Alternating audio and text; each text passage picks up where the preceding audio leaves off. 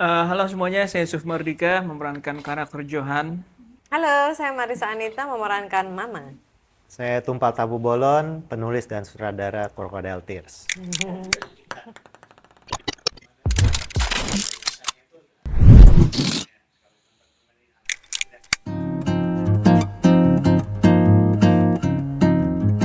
Ibu yang sangat mencintai anaknya.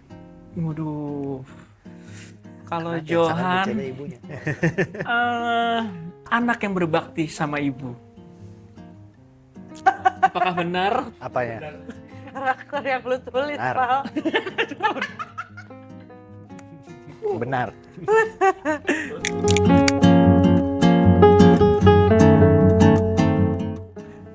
Yang pasti sih ceritanya ya, ketika baca skripnya tuh kayak ngelihat, wah ternyata hubungan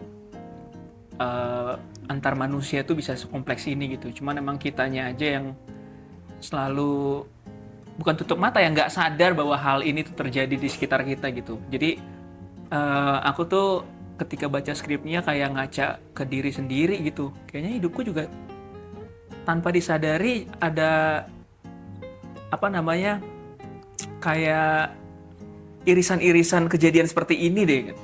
Itu yang bikin kayak wah ini seru nih skripnya. Jadi ini intense family drama. Drama keluarga yang intens. Yang segala emosi yang ada di film ini itu sangat mudah dimengerti oleh banyak orang. Karena dinamika antara ibu, anak, dan pacar atau kekasih dari anak. Bayangin kalau tinggal serumah. Nah, Anda tersenyum bukan? Banyak yang bisa relate. Gimana ini dinamikanya ini ya?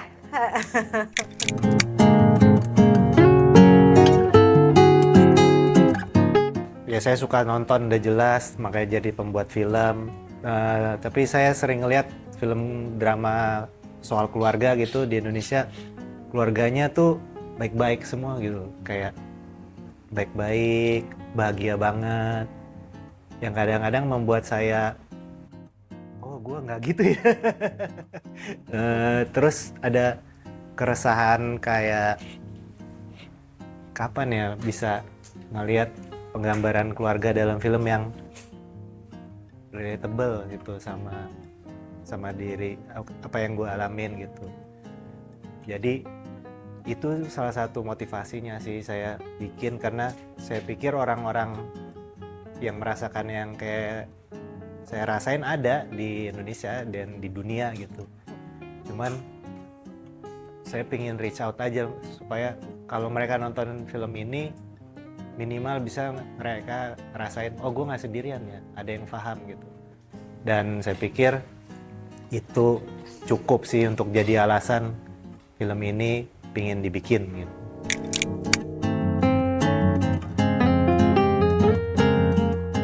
Tadi Marisa sempat nyinggung intense family drama. Intense itu selain emosi-emosi antar karakternya, tapi juga kejadian-kejadian di filmnya gitu. Akan ada banyak roller coaster emosi sih, jadi drama, tiba-tiba nanti kok ada misterinya, terus ada ketegangan-ketegangan lainnya, ada humornya kayak campur sari gitu deh, yang sebenarnya bisa mencerminkan hewan buaya itulah, yang diam-diam tiba-tiba wop gitu kan ya. Hup, Mengagetkan. gitu ya, matok dia gitu. Jadi kalau nonton film ini tenang-tenang tiba-tiba kepatok gitu. Iya, betul.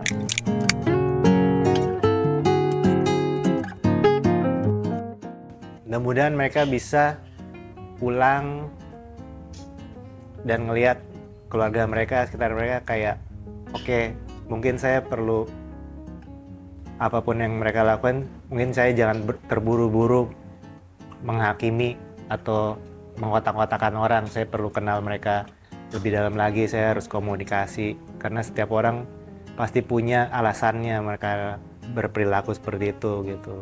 Ada kesusahan yang kita nggak pahamin, ada masa lalu yang kita nggak pahamin. Lebih berempati sih sama orang.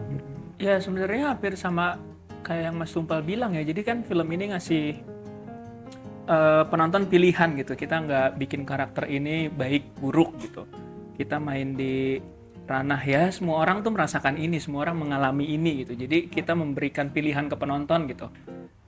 Apa yang mereka rasakan gitu. Ya kita kan juga nggak tahu pada saat penonton nonton perasaannya lagi gimana juga mempengaruhi gitu. Jadi ya kita akan balikin lagi ke penonton gitu. Apa yang mereka rasakan ketika setelah nonton ini gitu. Harapan kita sih gitu. Penonton akan terpapar cerita yang sayangnya familiar di masyarakat kita. Kan sekarang banyak sekali dari kita yang bicara tentang toxic relationship. Ya kan, hubungan yang toxic tuh mungkin kebanyakan orang bicaranya tentang hubungan romansa. Tapi sebenarnya toxic relationship juga bisa terjadi antara ibu dan anak. Nih kayak ada tulisannya di sini. Menampilkan hubungan disfungsional ibu anak dalam narasi berlapis yang powerful. Terus rasa-rasa yang penonton mungkin bisa harapkan gitu ya adalah tense, unpredictable, wild, tegang, tidak bisa diduga, dan liar. Jadi ya selamat menikmati perjalanan itu.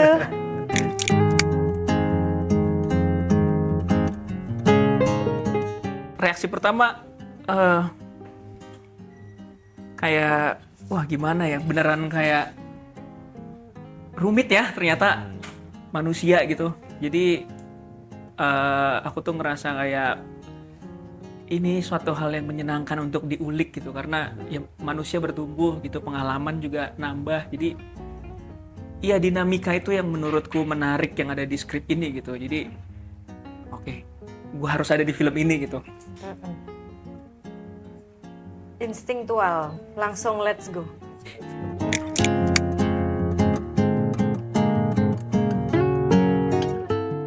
Dari budget sih. Dari budget.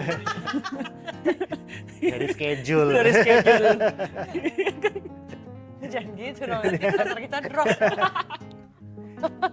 Ya, ada benernya tapi lebih seriusnya, lebih diplomatisnya adalah ya karena mereka pertama aktor-aktor yang bagus ya, yang baik ya, tiga-tiganya ya, Zulfa juga yang tidak bisa hadir hari ini.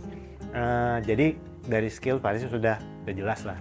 Cuman berikutnya adalah waktu ngobrol saya juga mencari mereka punya irisan nggak sama karakter-karakter ini gitu, karena mereka harus jadi karakter ini nanti gitu kan. Berikutnya ya kita ada banyak kandidat, terus saya juga nyocok-nyocokin gitu ya, bongkar pasang yang ini cocok sama siapa. Nah untuk ketiga teman kita ini ternyata chemistry-nya memang jadi gitu. Kalau Marisa sama Yusuf saya ngeliat, saya percaya mereka ibu anak gitu, bisa banget nih gitu. Jadi dari situ sih keputusannya. Terus berikutnya ya level berikutnya sejauh apa bisa ngobrol kita. Karena bikin film ini nggak pendek ya waktunya. Saya harus bayangin nih kalau sama orang ini setahun gue betah nggak ya gitu. Nah, jadi ngecek vibe tongkrongan juga nih gitu. Kayak oh kayaknya orang menyenangkan, bisa lah kita kerja bareng dengan intens dan cukup dan waktu yang lama. Itu sih keputusan-keputusan.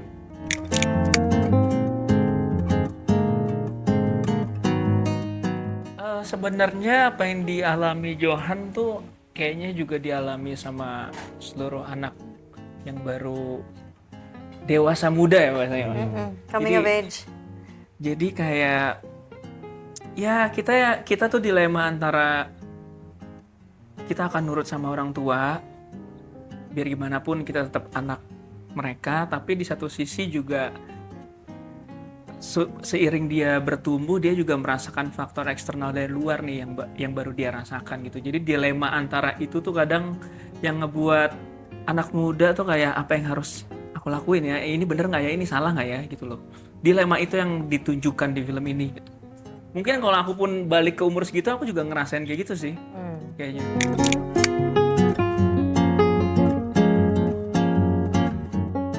Tidak ada harus bagaimana. Nggak ada. Karena setiap perempuan itu pasti berbeda. Ya pasti ada lah kayak semacam cetakan yang masyarakat sudah putuskan gitu ya. Oh seorang ibu tuh harus A, B, C, D gitu. Tapi sebetulnya Saya sih nggak sepakat dengan itu. Karena kita saja terlahir ke dunia saja sudah sangat unik dan berbeda. Jadi biarkan ibu atau perempuan-perempuan ini menjadi ya menjalankan apapun seperti adanya. Jadi misalnya dengan mama gitu ya. Ya mama, semua ibu pasti punya insting ingin melindungi anaknya dan itu besar sekali. Mungkin lebih besar dari ayah ya. Karena kan anak itu keluar dari tubuhnya. Dia rasakan anak itu ada di tubuhnya 9 bulan. Jadi cara mama memproteksi anaknya yaitu muncul dari rasa cinta yang sangat besar. Apakah cinta itu bisa dilihat kelebihan kali ya, jadinya begitu perilakunya ke anak, super protektif, kayak enggak, kamu adalah milikku dan milikku selamanya gitu. Ya apakah itu masyarakat melihat itu menjadi sesuatu yang A, B atau C, ya biarkan saja masyarakat. Tapi untuk mama ya tidak ada yang salah, aku kan cinta banget gitu. Dan ini mungkin perasaan yang dirasakan oleh semua ibu di seluruh dunia. Kalau mereka melihat anaknya, nggak ada bedanya. Anak itu umur 0 dan anak itu umur 50, biasanya ibu memperlakukan anaknya seperti ketika dia usianya masih kecil. Apakah itu salah atau benar? Ya gimana ya? Ya kompleks gitu loh, maksudnya ya begitulah.